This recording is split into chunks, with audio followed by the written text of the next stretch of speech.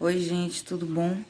Vamos dar continuidade à segunda parte da nossa aula sobre a ética e a vida. Bem, no final da aula anterior a gente falou um pouco sobre a bioética. Esse termo, ele começa a ser usado em 1970, né? Para designar o quê? Toda a concepção ética, né, que é voltada, está ligada à vida na Terra, tá? Professora, mas por que isso? Porque, ó, gente, se a gente for pensar na prática, é, o avanço da ciência e da tecnologia, né, ela está ligada a avanços, mas em contrapartida, algumas situações meio polêmicas, como a eutanásia, o comércio de órgãos, manipulação da vida, é preciso que sejam adotadas condutas, né, para justamente defender os direitos de pessoas ou seres que não têm voz, para exigir ou lutar pelos seus direitos, como por exemplo, minorias étnicas, doentes em estado vegetativo, pessoas com deficiência física e mental, né? Ou ainda fetos também, isso é uma discussão, nossa, muito grande. E espécies vivas não humanas, né? Quando a gente está falando de animais e tal. Algumas pessoas propõem até que seja criado um código, né? Como se fosse uma constituição que defendesse o direito dos animais.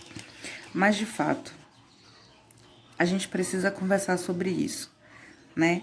Sobre esses seres na Terra que não têm voz, né? Quem defende o direito desses seres? Então, a gente vai falar sobre isso nessa aula de hoje. Fica aí. Então, vamos lá. Toda vez que a gente fala em vida, em morte, direitos humanos, gente, olha só, eu sou professora da quarentena. Se ouvi zoada, superem isso. Toda vez que a gente conversa ou debate sobre esses assuntos, muitas polêmicas são levantadas. Por exemplo, falar com calma. Na Constituição de 58, tem lá, toda pessoa brasileira nascida, né, cidadão brasileiro, tem direito à vida. É um direito que não existe lei que combata esse direito. Porém, a gente sabe que nesse país a vida não é exatamente um direito, é quase que um luxo.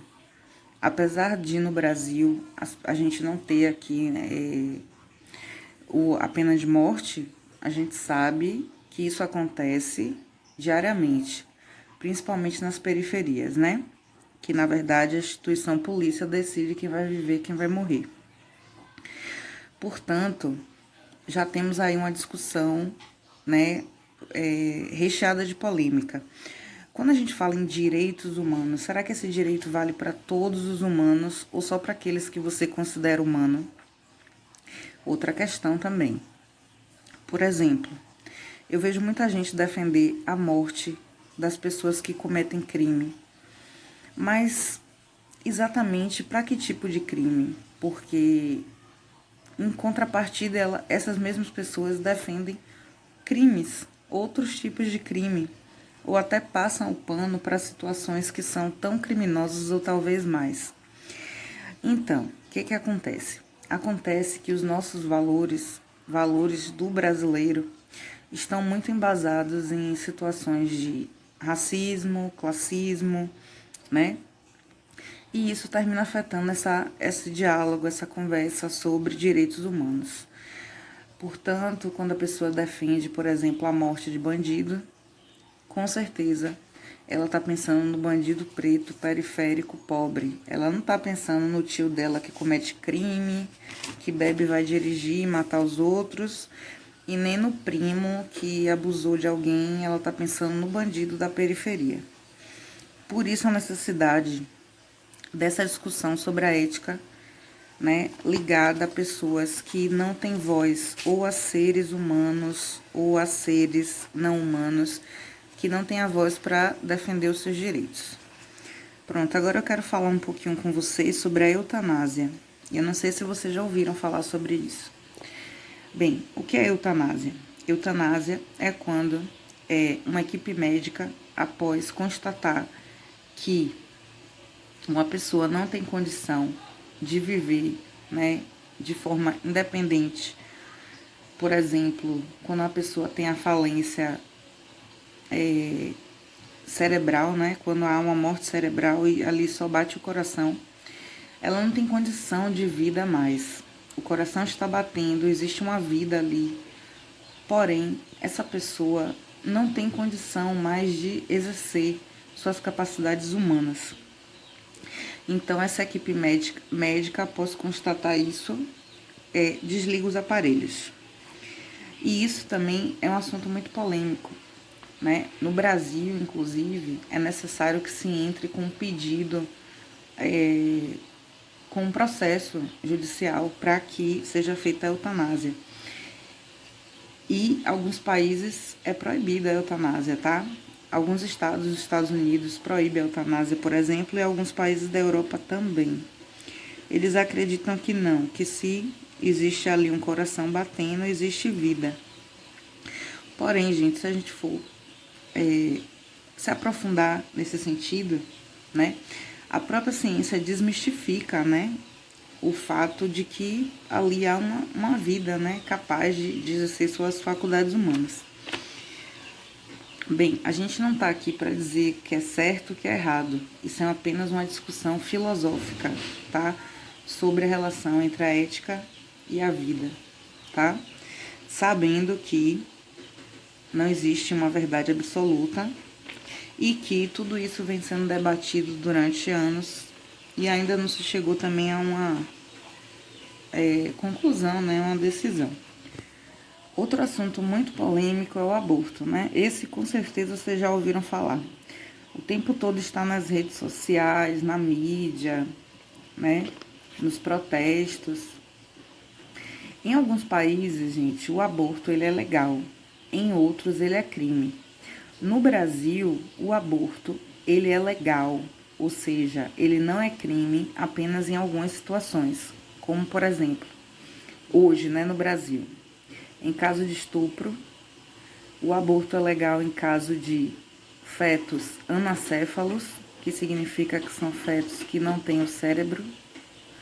Em caso de risco de vida da mãe.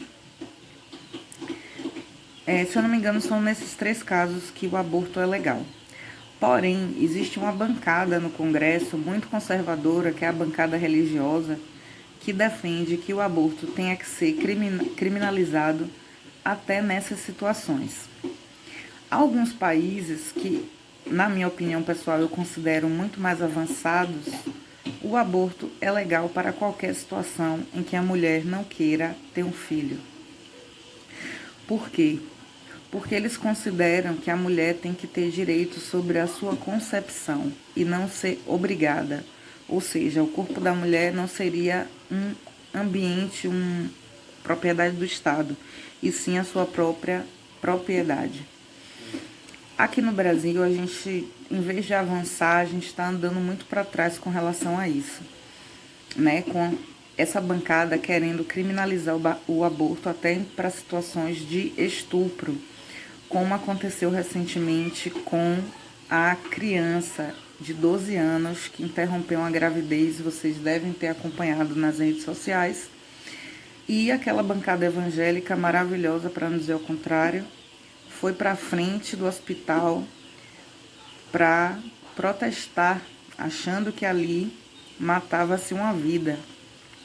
Mas será que essas pessoas ligam para todas as vidas ou só para as vidas dos fetos das mulheres? Olha só, não sou eu que estou falando. A ciência fala que até a 3ª semana um feto não pode se considerar um ser humano propriamente dito, porque ele ainda não tem as suas faculdades que torna ele humano. Por isso que a gente chama feto, tá? Embrião. Porque até a 3ª semana ainda não foi formado o sistema nervoso nem o cérebro, que é o mesmo caso da eutanásia, né? Uma pessoa que não tem vida cerebral, ela não tem as suas faculdades humanas. Portanto, Esse também é um fator que faz com que algumas pessoas defendam a legalização do aborto. Outra questão é a questão sobre a autonomia da mulher e também questões de saúde pública. Afinal de contas, a gente sabe que no Brasil o aborto é crime, mas as ricas abortam e as pobres morrem nos hospitais com infecção. Então, todo esse debate, toda essa discussão é uma discussão sobre a ética da vida. Como eu disse, não existe uma verdade absoluta, a gente não está aqui para poder encontrar uma resposta pronta. O que a gente está fazendo é tentar buscar informação. O que eu aconselho a vocês é que busquem mais informação. Existem muitos filósofos do direito humano. Vou citar aqui um, que é o australiano Peter Albert David Singer, tá? E o Fernando Savata, que é um professor do Brasil, também que é um filósofo dos direitos humanos. Busque informação, afinal de contas, a sociedade está mudando e os valores terminam por mudar juntamente com a sociedade. É por isso que a gente precisa estar antenado, atualizado e não ser aquela pessoa que parece que tem uma mente e um pensamento da Idade Média, não é isso? Então, gente, eu vou ficando por aqui. Eu espero que essa aula tenha servido para vocês. Eu deixo aqui um grande abraço para vocês e um bom estudo.